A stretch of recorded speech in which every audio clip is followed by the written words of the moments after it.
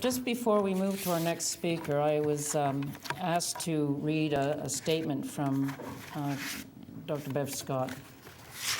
And a lot of you know Dr. Scott. I did not have the pleasure of meeting him, but he worked here at the Huntsman for, I believe, 8 or 9 years, I think it was. And he wanted to share with us, correct me if I'm wrong, but I think he's about 92, is he not? 95. Oh, so I had him too young, sorry. He's 95, and he felt very strongly that he wanted to share his thoughts today on the loss of the library. What he said was, or what he wants to share with you, is that to assess the value of that kind of collection in the library of the biological station is almost impossible. The biological station has an excellent library, and it has journals of the kind that marine biologists use. It is as good as a university library. The library needs to be maintained so that it is accessible. It is a unique and valuable possession, and no computer can replace it. The collection cannot be digitized because of the handwritten notes in the margin, which tell scientists a great deal. So, anyway, thank you to Bev Scott.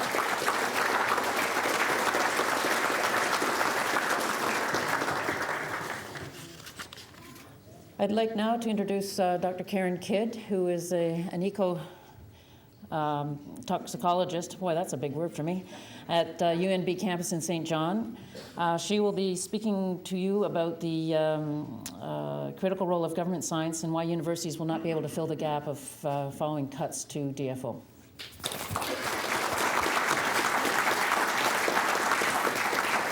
Thank you. Do I need both? Yeah, that's recording it on the TV. Okay. Good evening, everyone. It's a pleasure to be here. I wanted to start with a bit of context first about my background. So before I moved to the University of New Brunswick, I worked with DFO, or Fisheries and Oceans Canada, for 6 years in Winnipeg. And I worked with 2 of the groups that were cut in May, the Experimental Lakes area and the Contaminants group in Winnipeg. I've also worked with a number of DFO researchers across the country, so I know the impacts that these cuts are having to government science. So what is government science?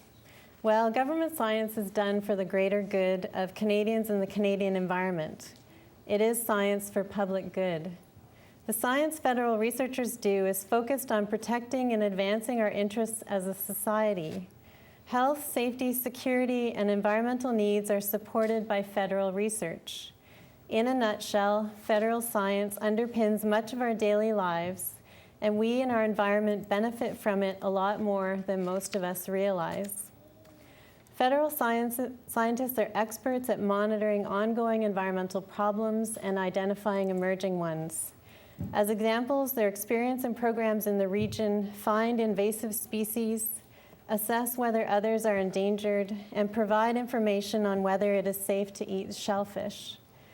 The institutional memory and capacity to identify and find solutions for new environmental problems exists in departments like DFO. Without these programs, we would have very little understanding of our environment and the impacts that we're having on it. How is climate change affecting our fisheries? How much fertilizer and sewage can we discharge into our rivers and streams and not have any impacts? What are the potential consequences of this development? These are all questions answered by government science. The success of the lobster fisheries and aquaculture in this region is due in large part to DFO science. Their studies on lobster have been fundamental for establishing the numbers and sizes of lobster and the timing of the fisheries to make sure that lobster fisheries are sustainable. For the aquaculture industry, science is behind the decisions about how many, how big, and where facilities are located. Chemicals that are licensed to treat salmon for infections have been tested in DFO labs to make sure they don't kill nearby lobster. Both of these local industries and many, many others across the country depend on the high-quality science generated by government labs. Government science is the foundation for sound decision-making.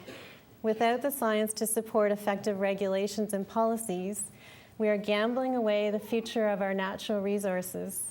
It's like driving in the dark with no headlights. Much of university science also benefits the public. We too study the habitat the salmon need and how to protect the species. We want to know how oil and gas development can be done sustainably. However, our mandate is not science for public good. Much of what we do is driven by scientific curiosity, trying to develop a deeper understanding, or trying to get a more complete picture. Could universities take over the science for public good? The short answer is no.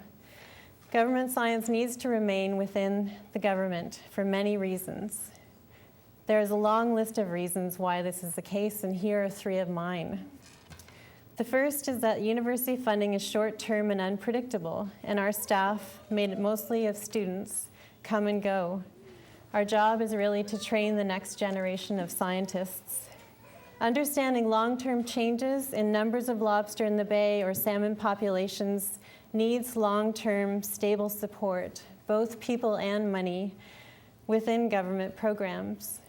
Universities are not equipped to conduct the core research done by the federal government. The second reason is that professors cannot be scientific firefighters. When environmental disasters like the BP oil spill in the Gulf of Mexico happened, or when lobster were suddenly dying in the Bay of Fundy, DFO scientists were able to drop the work they were doing and go out and work on these problems and figure out what was going on. The flexibility and short turnaround time doesn't exist at universities for most of the year because of our teaching commitments, the need to find students, and the delays in getting research funding. It really worries me that we're losing our emergency response teams within the federal government. What happens when there's another oil spill or lobster kill? What about emerging issues like fracking in New Brunswick?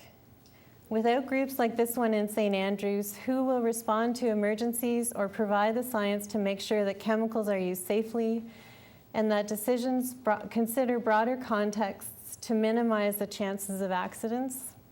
And when accidents happen, who will respond quickly to minimize the damage? And who looks after tracking the long-term consequences and changes? My third and final reason is that long-term monitoring is not a shoe that fits university researchers. While many university researchers do science that benefits Canada, we are within a publish-or-perish system that demands that our research be short, distinct projects that fit with graduate student training. Environmental monitoring needs the consistent expertise and approaches within the government. Without that long-term consistency, it is impossible to see changes, for better or worse, and head them off at the pass. Cuts to government science have clear fallout for universities. Many of us at UNB and the Canadian Rivers Institute work closely with government scientists in the region and across the country. A loss of this expertise and resources means many collaborative programs will end. The partnerships between governments and universities are exceptionally productive because our interests and abilities are highly complementary. That means that your tax dollars get huge bang for the buck. In closing, it is unfortunate that the general public doesn't know more about the great science that federal researchers are doing and how important it is for public good. Government science is like our skeleton. It supports us all the time but goes largely unseen. Without it, we won't be able to move forward on current and emerging issues of concern in Atlantic Canada. Thank you.